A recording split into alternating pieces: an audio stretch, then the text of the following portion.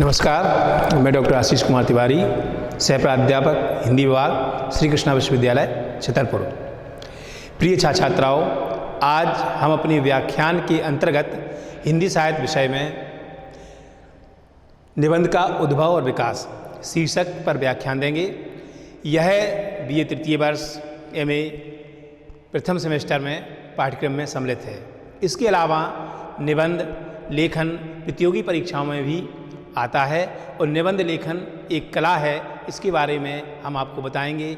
निबंध के प्रकार, निबंध की शैली, निबंध के उद्भव और विकास में कितने चरण हैं, उनसे संबंधित कौन कौन से निबंधकार हैं, इसके बारे में हम आपसे चर्चा करेंगे। सबसे पहले हम आपको बताएंगे कि निबंध होता क्या है।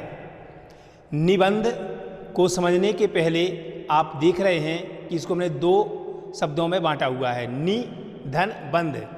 निबंध में नी उपसर्ग है, बंध धातु है। नी का तात्पर्य होता है नज़दीक से, बंध का तात्पर्य होता है बांधना, अर्थात विचारों के गुंफन को निबंध कहते हैं। किसी एक विषय पर विचारों को क्रमबद्ध कर सुंदर, सुगठित और सुबोध भाषा में जो लिखा जाता है वह रचना निबंध कहलाती है। जैसा कि इसमें तीन शब्द आए, सुगठित, सुंदर और सुबोध। जैसे कि आपने बचपन में विज्ञान की परिभाषा में पढ़ा होगा कि किसी विषय के सुव्यवस्थित, सुसंगठित, क्रमबद्ध ज्ञान को विज्ञान कहते हैं। वैसे ही जब तक कोई चीज़ क्रमबद्धित ना हो, सुसंगठित ना हो, व्यवस्थित ना हो, तो उसकी वैज्ञानिकता सिद्ध नहीं होती है। ठीक उसी तरह हमें अपनी वैज्ञानिकता को ध्यान में रखते हुए निबंध लेखन को उसी रूप में लेना चाहिए। एक कवि भवानी प्रसाद मिश्र जी ने कहा है कि कुछ लिख के सो, कुछ पढ़ के सो, तू सुबह जागा जहाँ पर उसके आगे बढ़कर सो। ये भाव है हमारे विचारों के, क्योंकि ऐसा कोई दिन, कोई पल नहीं जाता है जब हमारे मन में कोई भाव या विचार किसी विशेष शीर्षक के अंतर्गत ना आते हों। तो एक शीर्षक के अंतर्गत आने वाले जो भाव हैं, विचार हैं, उन्हीं भाव और विचारों को जो हम एक सहज भाषा में, सरल भाषा में क्रमबद्ध रूप से व्यवस्थित कर देते हैं एक परिसीमा के अंदर, वो आपका निबंध हो जाता है। निबंध वह लेख है जिसमें किसी गहन विषय पर विस्तृत और पांडित्यपूर्ण विचार किया जाता है। मन की उन्मुक्त उड़ान निबंध है। इसमें शब्द आया आपका विस्तृत, पांडित्यपूर्ण और उन्मुक्त। इन तीन पर हम चर्चा करके आपको बताते हैं कि निबंध लेखन क्या है। विस्तृत और पांडित्यपूर्ण एवं मन की उन्मुक्त उड़ान को हम निबंध कहते हैं। विस्तृत का तात्पर्य जो शीर्षक हमें दिया हुआ है उस शीर्षक से संबंधित उसकी महत्ता, प्रासंगिकता एवं वर्तमान परिस्थितियों में या तत्कालीन परिस्थितियों में उसका क्या महत्व रहा है, क्या उसका योगदान रहा है, शीर्षक से संबंधित उन विस्तृत बातों को हम रखते हैं। पांडित्यपूर्ण का तात्पर्य क्या है कि पांडित्यपूर्ण विचार। पांडित्यपूर्ण विचार का तात्पर्य है कि जिस शीर्षक के अंतर्गत, जिस भाषा में आप अपना निबंध लेखन कर रहे हो या आप बोल रहे हो, उस पर हमें भाषा पर एकाधिकार होना चाहिए, व्याकरण का पूर्ण ज्ञान होना चाहिए। हमें कब, कहाँ, कैसे, किस भाषा में कौन से शब्द का प्रयोग कहाँ करना है, जिससे कि जो श्रोता है, जो उसे सुन रहा है या जो पाठक है उस निबंध को पढ़ रहा है तो वो आसानी से समझ सके। ये हमारा विचारों का क्रमबद्ध शब्दों के रूप में प्रोना होना चाहिए कि शब्द कहीं इतने बोझल ना हो जाएं, इतने कृष्ण ना हो जाएं कि व्यक्ति उसको समझ ना पाए। इसलिए हमने क्या बताया कि उन्मुक्त उड़ान है किनकी, मन की, क्योंकि किसी शीर्षक से संबंधित हमारे मन में अच्छे, बुरे, सकारात्मक, नकारात्मक कई भाव और विचार आते रहते हैं। तो मन की जो उन्मुक्त उड़ान है, क्योंकि मन से चंचल कुछ नहीं होता है ना, मन की जो उन्मुक्त उड़ान है उस शीर्षक से संबंधित, तो हम उसको अपने उसमें लिख देते हैं। इसीलिए शायद आचार्य रामचंद्र शुक्ल जो हिंदी साहित्य के मर्मज्ञ विद्वान हैं, आलोचक हैं, उन्होंने कहा भी है कि यदि गद्य कवियों की कसौटी है तो निबंध गद्य की कसौटी है। मतलब किसी कवि के लिए गद्य लिखना अगर कठिन हो जाता है, उसी तरह से निबंध लिखना और भी कठिन है। कसौटी का तात्पर्य होता है जिस पे हम किसी को चीज़ को परखते हैं।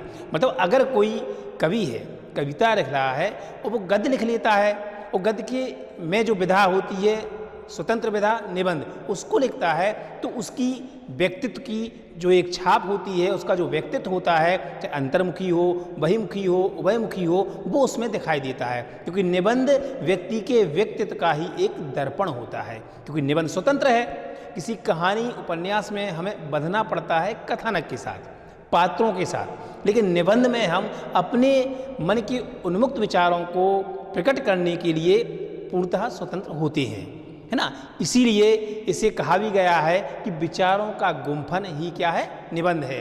कई प्रकार के विचार रूपी फूलों को जब हम निबंध रूपी गुलदस्ता में परो देते हैं, सजो देते हैं, संवार देते हैं।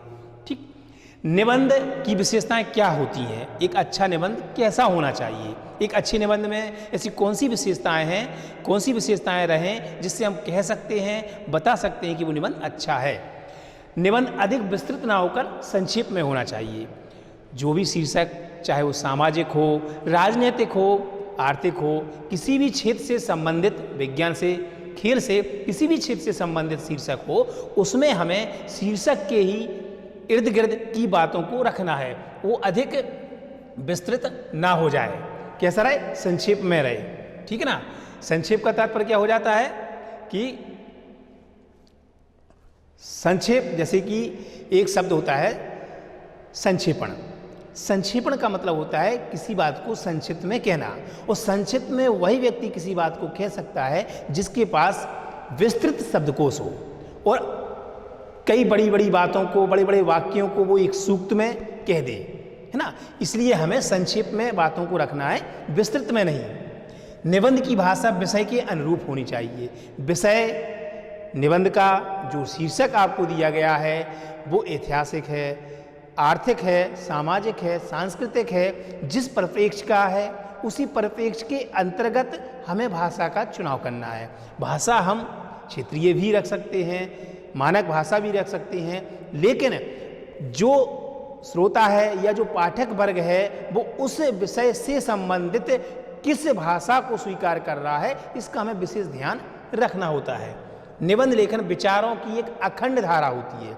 अखंड का मतलब होता है जो खंडित ना हो, कहीं बीच में टूटे ना, अर्थात जो मन में भाव आ रहे हैं, शीर्षक से संबंधित जितनी बातें हैं, उन बातों का एक बिल्कुल प्रवाह गतिमान रहना चाहिए। जिस तरह से नदी में पानी कलकल की आवाज़ करते हुए आगे एक तरंग की तरह बढ़ता रहता है, वैसे ही निबंधों में हमारे विचारों का एक तरंग की तरह आगे बढ़ते रहना बहुत आवश्यक होता है।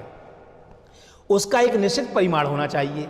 जो हम बातें कह रहे हैं, जो बातें रख रहे हैं, जिस शीर्षक के अंतर्गत पक्ष में या विपक्ष में हम लेखन कार्य कर रहे हैं या बोल रहे हैं, तो उसका एक निश्चित परिमाण होता है, एक निश्चित सीमा होती है कि हमें कहाँ तक उसको बताना है।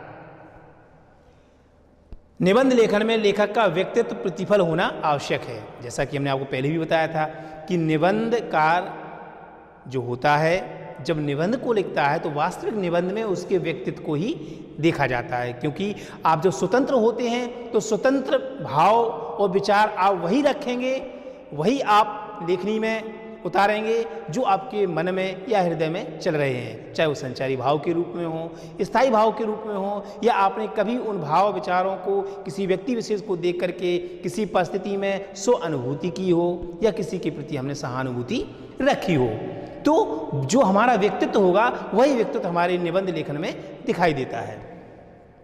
अब हम बात करते हैं निबंध के प्रकार की। जैसे कि आप देख रहे हैं कि यहाँ पर 5 प्रकार के अतिरिक्त एक छठवां भी आपको बताया गया है।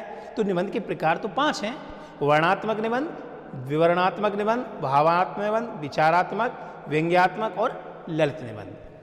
वर्णात्मक निबंध वह निबंध होता है जिसमें हम किसी स्थान, घटना का वर्णन करते हैं। जब कोई घटना का, स्थान का वर्णन किया जाता है, विस्तार पूर्वक उसके बारे में बताया जाता है, तो वह निबंध वर्णात्मक निबंध के अंतर्गत आ जाता है। विवरणात्मक निबंध क्या होता है? विवरण, जहाँ पर हम किसी ऐतिहासिकता का, किसी पौराणिक कथा का, किसी के बारे में विवरण प्रस्तुत करते हैं, तो वो इस निबंध को हम विवरणात्मक निबंध के अंतर्गत रखते हैं। वर्णन में और विवरण में थोड़ा सा अंतर है कि वर्णन हम अतीत की चीज़ों का करते हैं, विवरण हम वर्तमान में या जो हमने देखा है दृश्य है उसके बारे में हम कर देते हैं। जैसे कि आपने बचपन देखा होगा, प्रश्न पत्र में पूछा जाता है कि किसी मैच का आंखों देखा हाल बताइए, या निबंध के रूप में लिखिए। छोटी कक्षाओं में 10th 12th स्टैंडर्ड पे ये आता है, तो वो विवरण के अंतर्गत आ जाता है, उसे हम विवरणात्मक निबंध के अंतर्गत रख सकते हैं।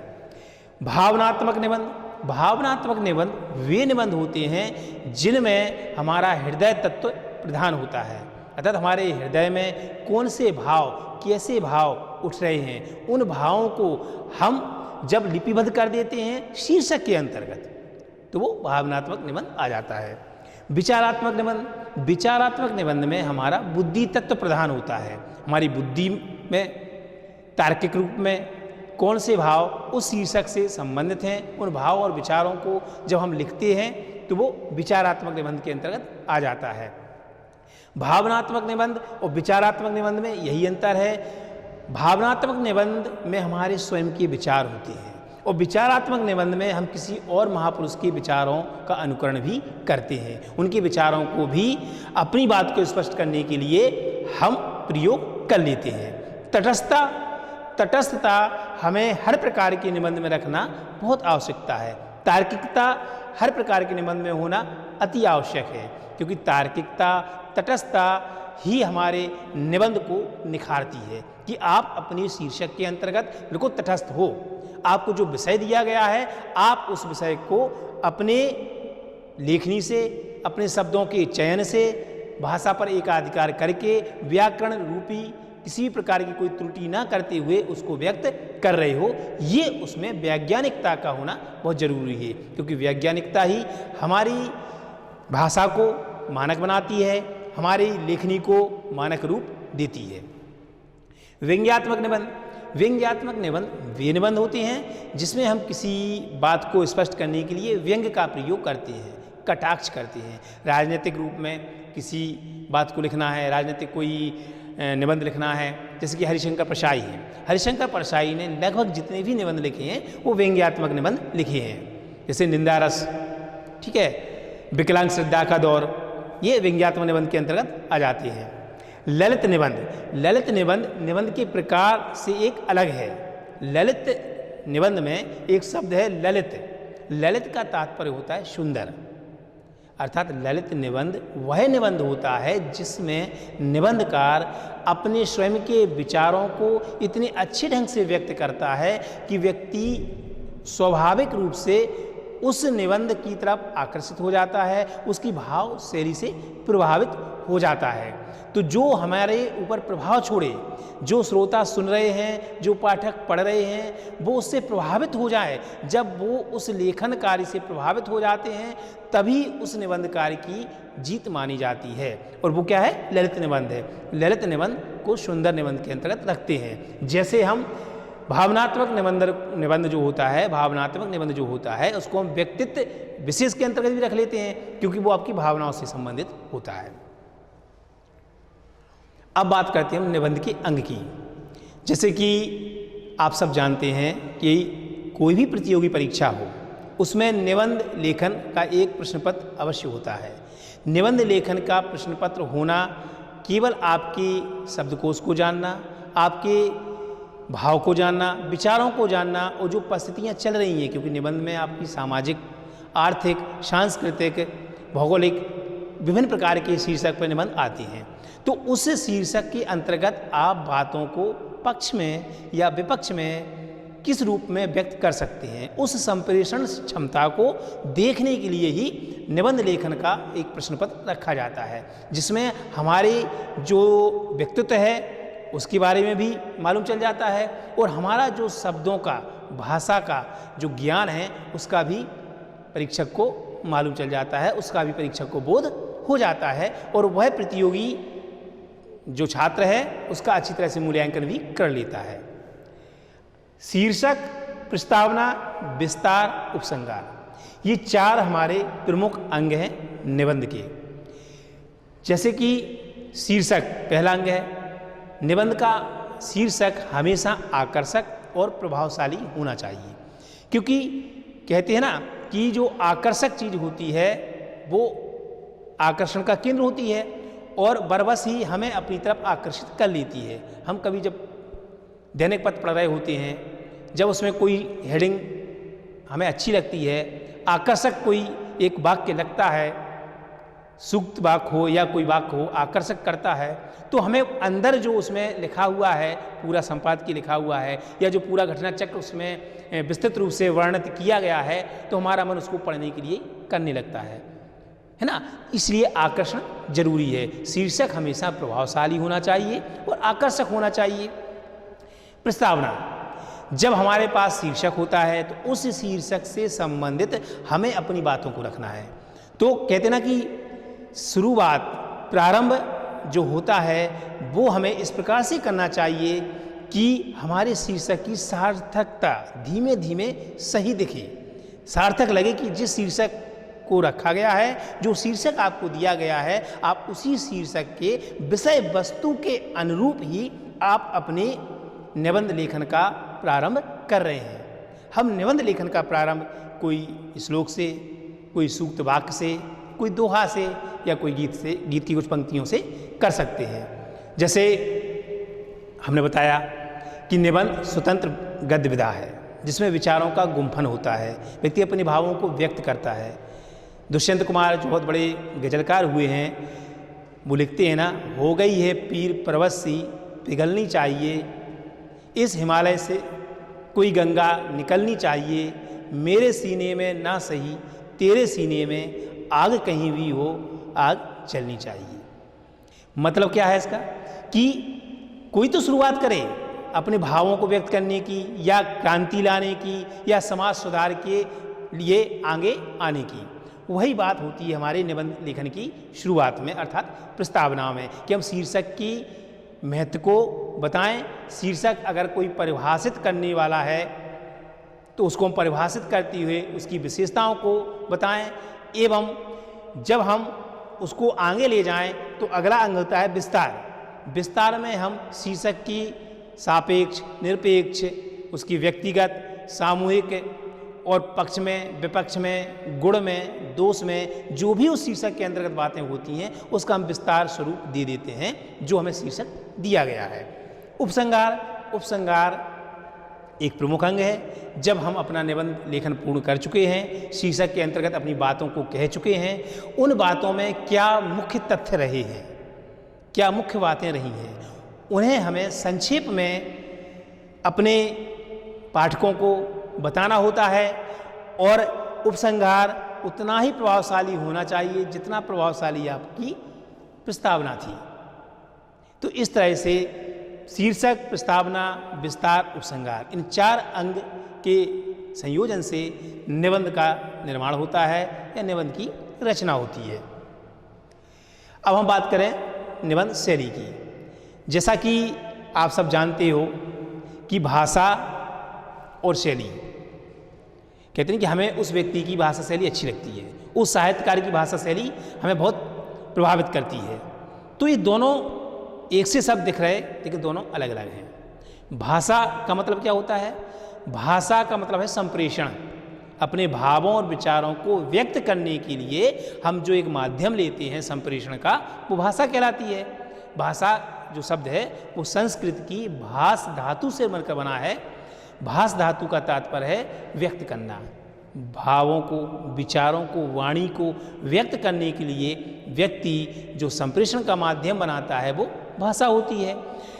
शैली क्या है? शैली का तात्पर्य होता है तरीका, कि आप अपनी बातों को प्रस्तुत किस ढंग से कर रहे हो। तो जो हमारे व्याख्यान देने का, हमारे समझाने का जो तरीका है वही क्या कहलाती है? शैली कहलाती है। शैली मतलब तरीका। समास शैली, व्यास शैली, धारा शैली, विक्षेप शैली और व्यंग्यात्मक शैली, ये 5 शैली आपके सामने हैं, दिख रही हैं। निबंधों में निबंध के प्रकार के हिसाब से इन शैली का प्रयोग निबंधकार करता है। कैसे? समास शैली, सबसे पहले समास शैली। समास शैली में एक शब्द है समास। समास का तात्पर्य होता है संक्षेप में। जब लेखक या निबंधकार अपनी बातों को संक्षेप में समझाने का प्रयत्न करता है तो वहाँ पर वह समास शैली का प्रयोग करता है। जैसे भावात्मक और विचारात्मक निबंधों में अगर किसी शैली का प्रयोग किया जाता है तो वो शैली कौन सी होती है? समास शैली, क्योंकि भाव और विचार हम संक्षेप में ही व्यक्त करते हैं।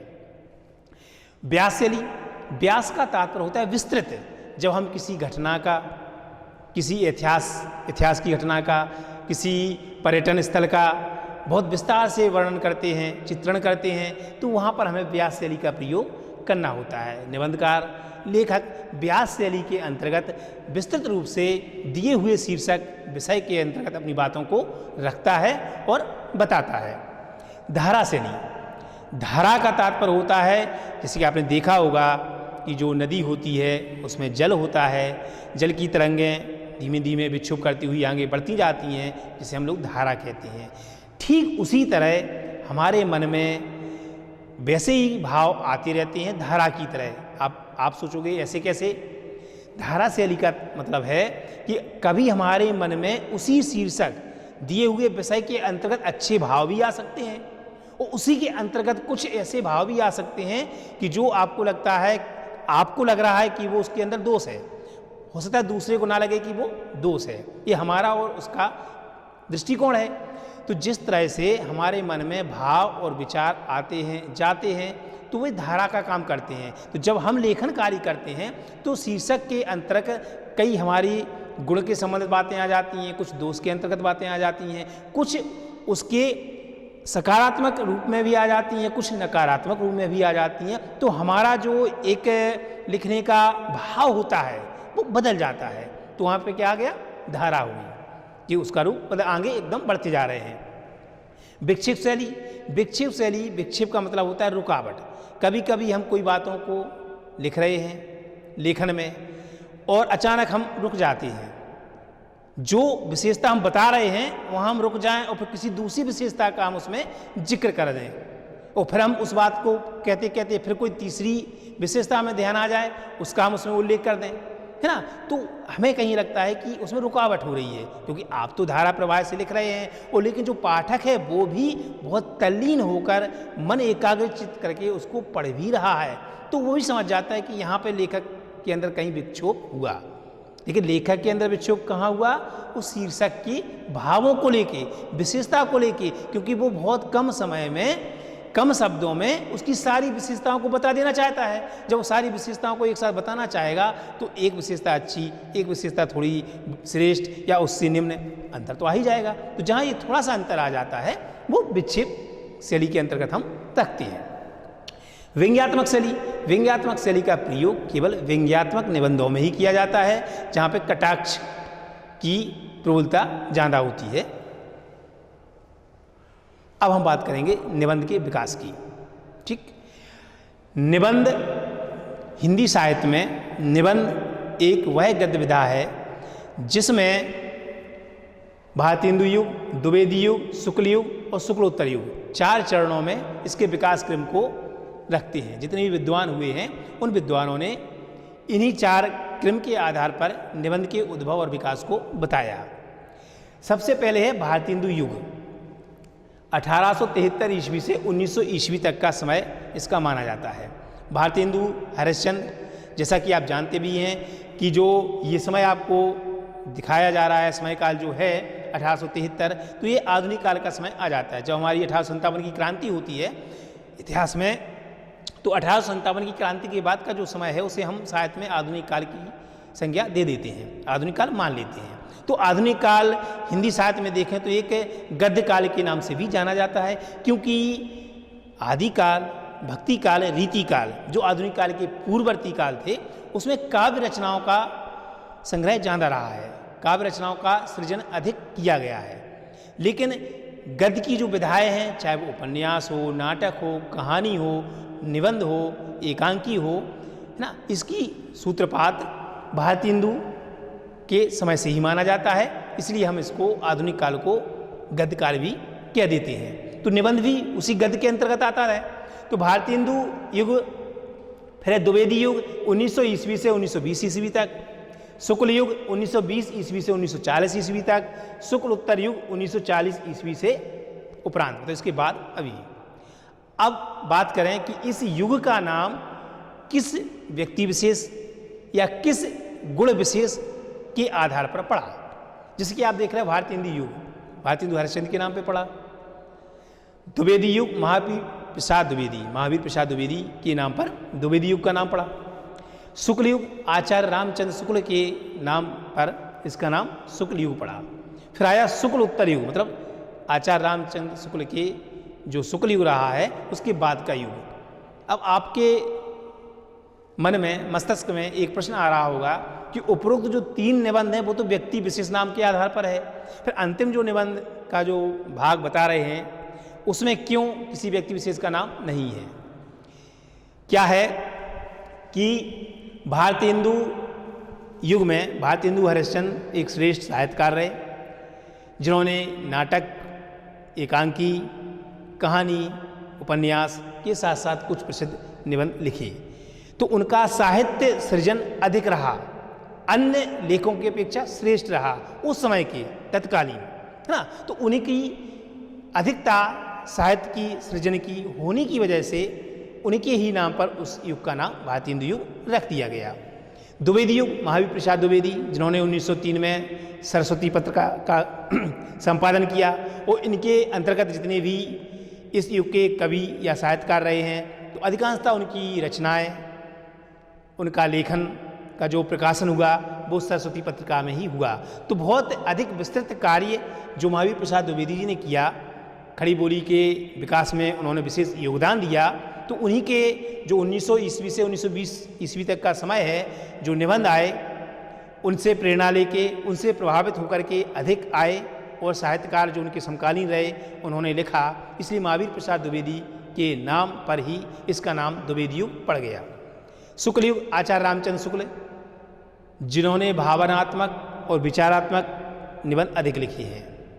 कविता क्या है, करुणा, श्रद्धा, भक्ति जैसे निबंध, जिसमें भाव प्रधानता है, विचार की गहनता है ना। तो उन्हीं के नाम के आधार पर इसका नाम शुक्ल युग पड़ गया।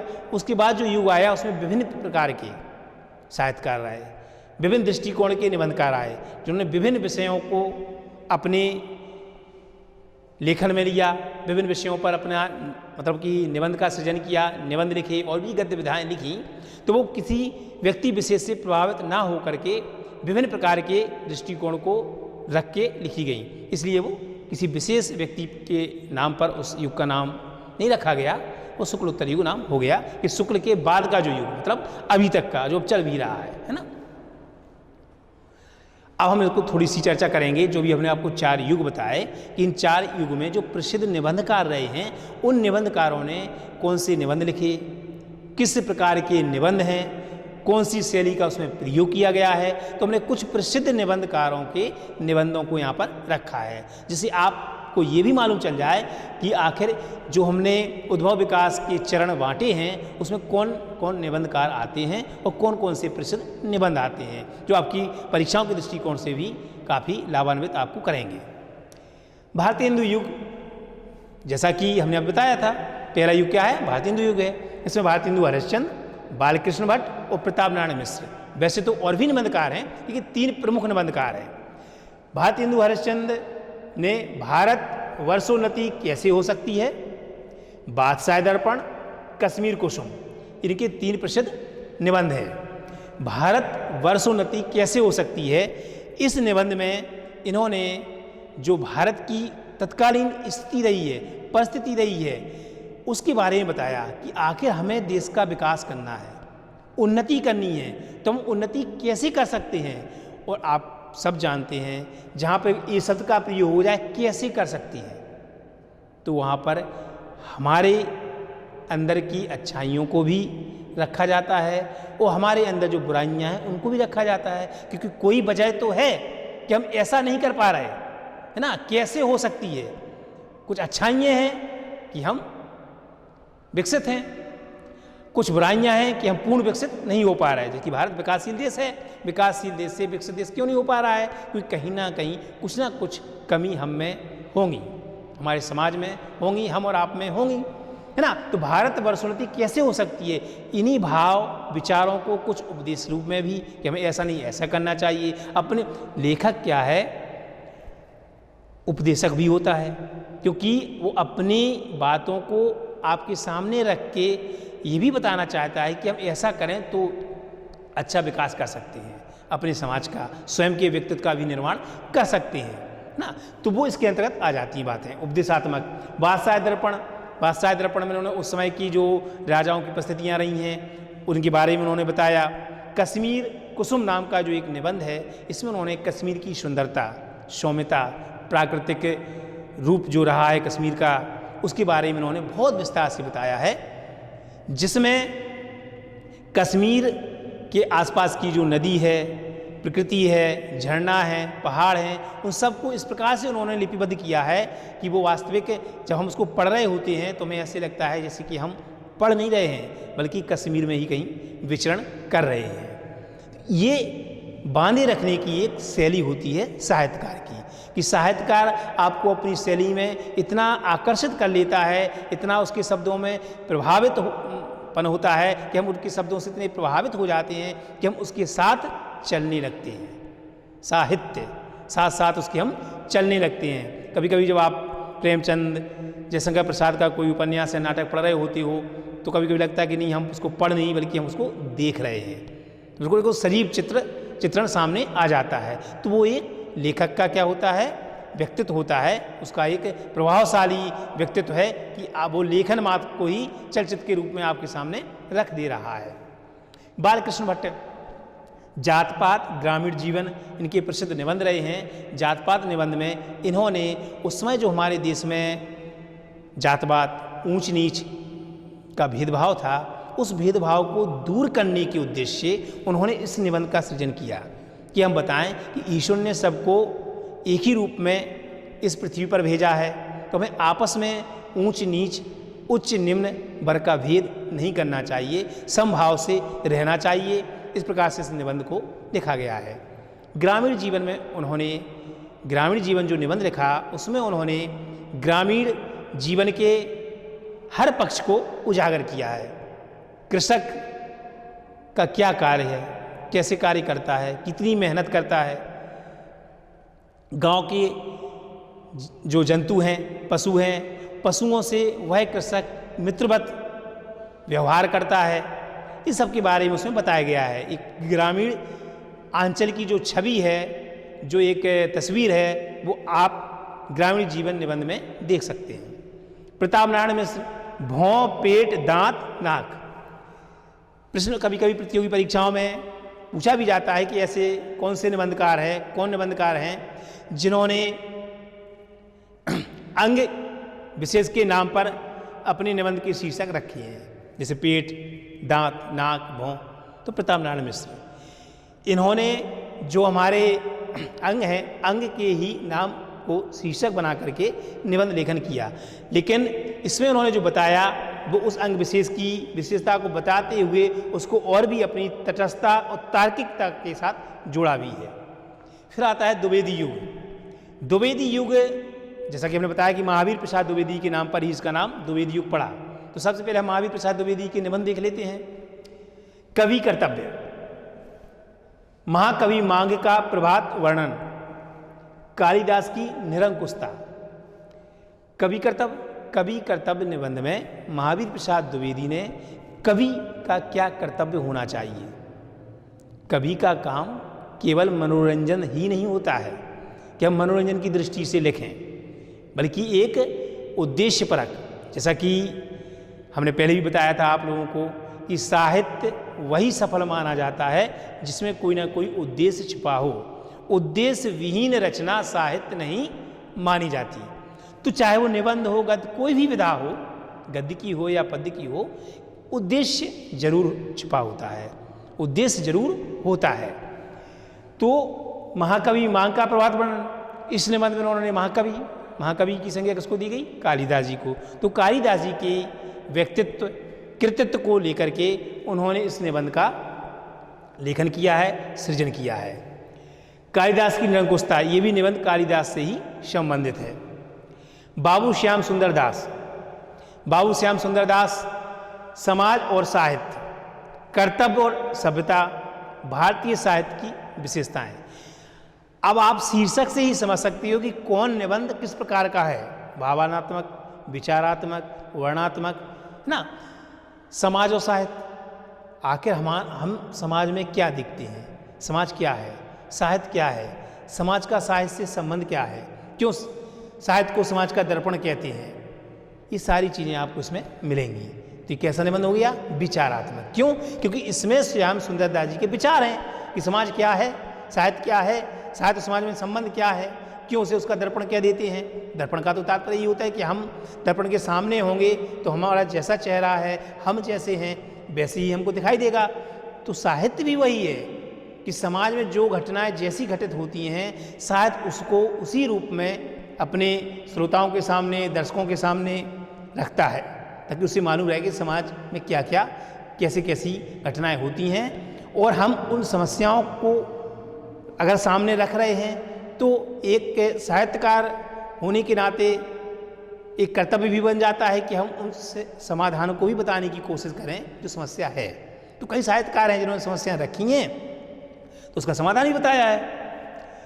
कर्तव्य और सभ्यता, कर्तव्य और सभ्यता जो निबंध है इसमें उन्होंने यही भाव रखे कि मानव का कर्तव्य क्या होना चाहिए मानवता के प्रति, सभ्यता क्या है, संस्कृति क्या है। सभ्यता और संस्कृति को अगर हम विस्मृत कर रहे हैं तो क्या हम अपने कर्तव्य का पालन कर रहे हैं या हम अपने कर्तव्य से विमुख हो रहे हैं। इन सब बातों को इस निबंध में बाबू श्याम सुंदर दास जी ने रखा है। भारतीय साहित्य की विशेषताएं, भारतीय साहित्य की विशेषताओं में साहित्य क्या है, साहित्य को कैसा होना चाहिए, अभी तक साहित्य कैसा लिखा गया है जब उन्होंने वो निबंध लिखा, और साहित्य में वास्तविक ऐसा प्रभाव होना चाहिए कि जो पाठक पढ़ रहा है वो उससे प्रेरणा ले, वो अपने जीवन में उसको आत्मसात भी करे कि आखिर अगर समस्या ऐसी होती है तो इसमें जो समाधान बताया गया है इससे हम अपनी समस्या का समाधान कर सकते हैं। सरदार पूर्ण सिंह, आचरण की सभ्यता, सच्ची वीरता, पवित्रता, ये इनके 3 निबंध हैं। सरदार पूर्ण सिंह के जो निबंध रहे हैं वो भावात्मक निबंध हैं, क्योंकि आचरण की सभ्यता, आचरण की सभ्यता में चरित्र कैसा होना चाहिए, चरित्र की विशेषताएं क्या होनी चाहिए। सच्ची वीरता में उन्होंने व्यक्ति विशेष को निबंध माना जाता है, व्यक्ति विशेष संज्ञा के परिप्रेक्ष्य में ये निबंध लिखा और बताया कि सच्ची वीरता किसे कहते हैं। पवित्रता में उन्होंने बताया पवित्रता क्या है, पवित्रता के भाव क्या हैं। तो इन्हीं सभी भाव और विचारों को इन्होंने रखा और अपनी इन निबंधों का इन्होंने सृजन किया। आचरण की सभ्यता इनका बहुत प्रसिद्ध निबंध है जो बीए के पाठ्यक्रम में भी है।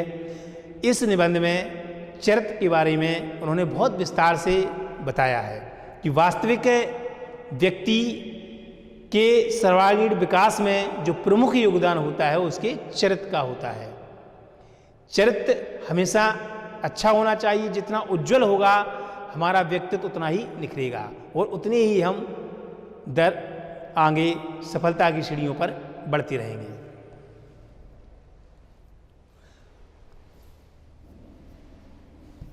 फिर आपका है शुक्ल युग। शुक्ल युग में पहले निबंधकार हैं आचार्य रामचंद्र शुक्ल। आचार्य रामचंद्र शुक्ल का उत्साह है, कविता क्या है, श्रद्धा भक्ति। उत्साह निबंध में आचार्य रामचंद्र शुक्ल ने बताया कि हम अगर कोई कार्य करते हैं उस कार्य में अगर हमारे मन में उत्साह है तो समझो कि वो कार्य हमारा आधा तो हो ही गया।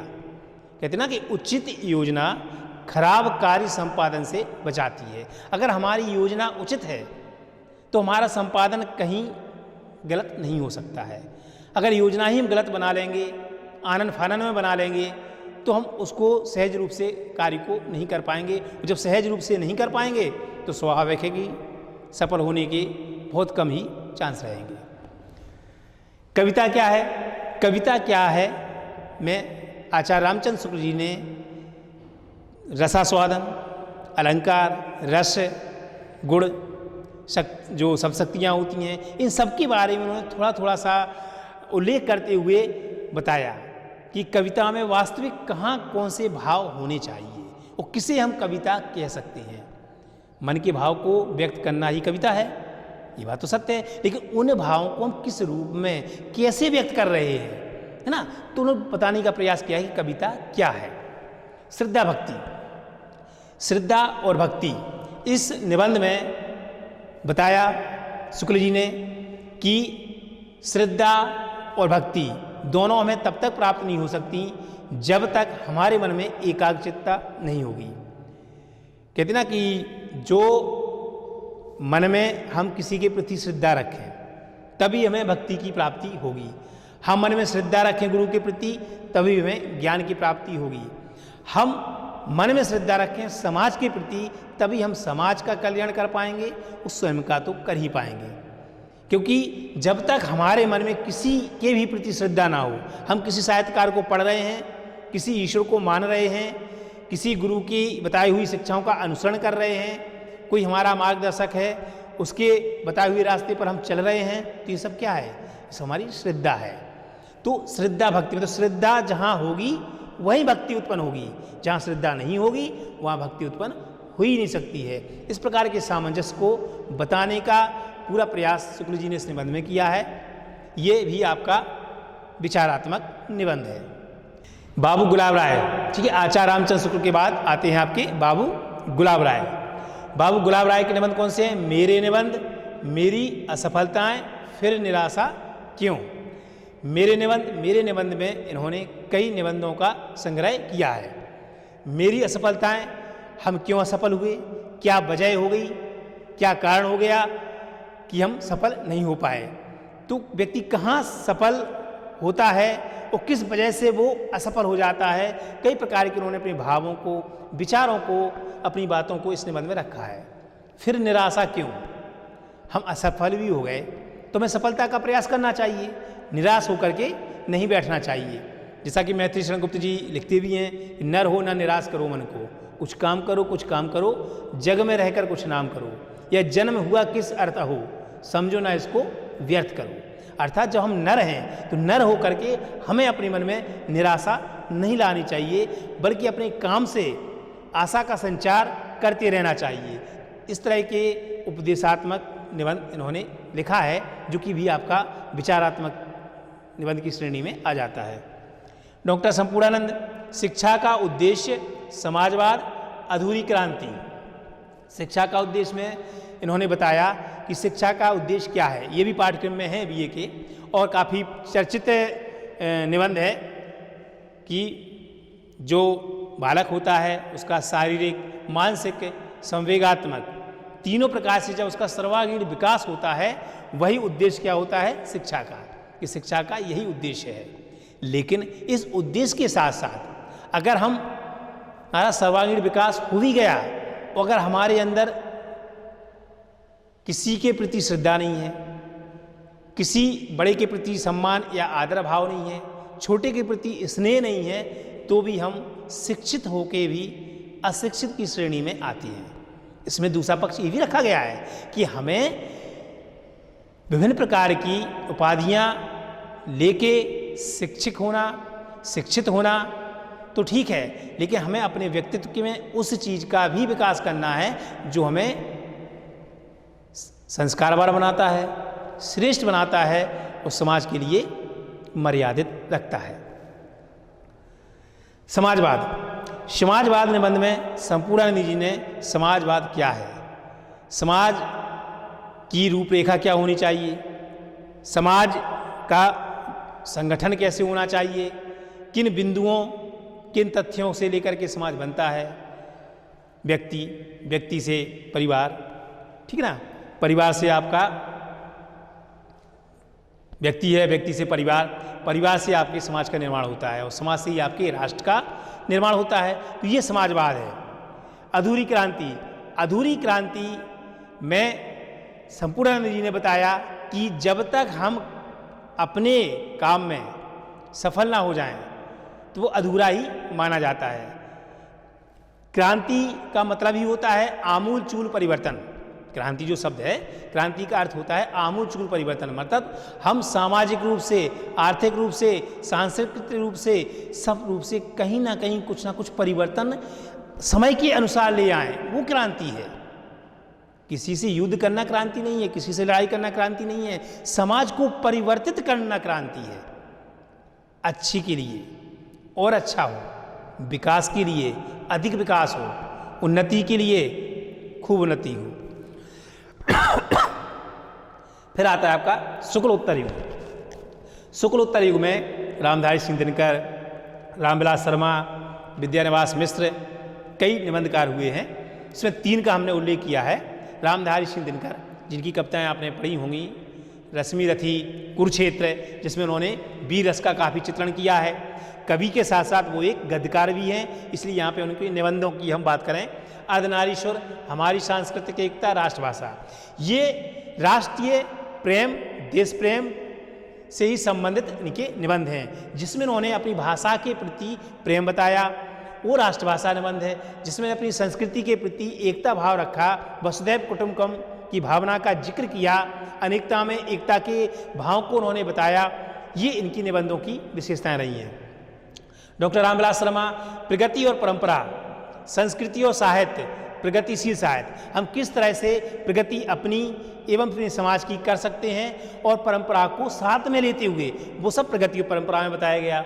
संस्कृति और साहित्य में उन्होंने बताया कि संस्कृति को सजो के रखने की और उसको बचा के रखने की सबसे अधिक जिम्मेदारी जो व्यक्ति की है वो साहित्य की भी है, क्योंकि साहित्य समय समय पर बताता रहे। साहित्यकार का ये उत्तरदायित्व होता है कि वो समय समय पर बताता भी रहे कि संस्कृति हमारी पहले क्या थी, अब क्या हो गई। जैसे कि भारत भारती में मैथिली गुप्त जी लिखते भी हैं कि हम क्या थे, क्या हो गए, क्या होंगे अभी, आओ मिलकर विचारें ये समस्याएं सभी। प्रगतिशील साहित्य, प्रगतिशील साहित्य के अंतर्गत उन्होंने बताया कि साहित्य कैसे प्रगतिशील हो, कहाँ प्रगति करे, कैसे प्रगति करे, वो किस क्षेत्र में प्रगति करे और कितनी प्रगति करे, इन सब के बारे में वो इसमें अपना जिक्र करते हैं, लिखते हैं। डॉक्टर विद्यानिवास मिश्र, विद्यानिवास मिश्र को ललित निबंधकार कहा जाता है, क्योंकि अभी हमने आपको बताया था कि ललित निबंध भी एक प्रकार होता है निबंध का। तो डॉक्टर विद्यानिवास मिश्र ललित निबंधकार के अंतर्गत आते हैं। श्रीश का आग्रह, तुम चंदन हम पानी, मेरे राम का मुकुट भींग रहा है, ये इनके ललित निबंध हैं, जिसमें इन्होंने अपने व्यक्तित्व को, जो उनके व्यक्तित्व में भाव रहे हैं, विचार रहे हैं, इन शीर्षक के अंतर्गत उन्होंने व्यक्त करने का पूरा पूरा प्रयास किया है। तो इस तरह से हमने आज आपको निबंध लेखन क्या है, निबंध के अंग क्या हैं, निबंध की परिभाषा, निबंध के प्रकार, निबंध को जिन शैली में लिखा जाता है उन शैली के प्रकार, निबंध के उद्भव और विकास, इन सब पर हमने चर्चाएं की। उम्मीद है कि आप लोगों को अच्छा लगा होगा, समझ में आया होगा। धन्यवाद, नमस्कार।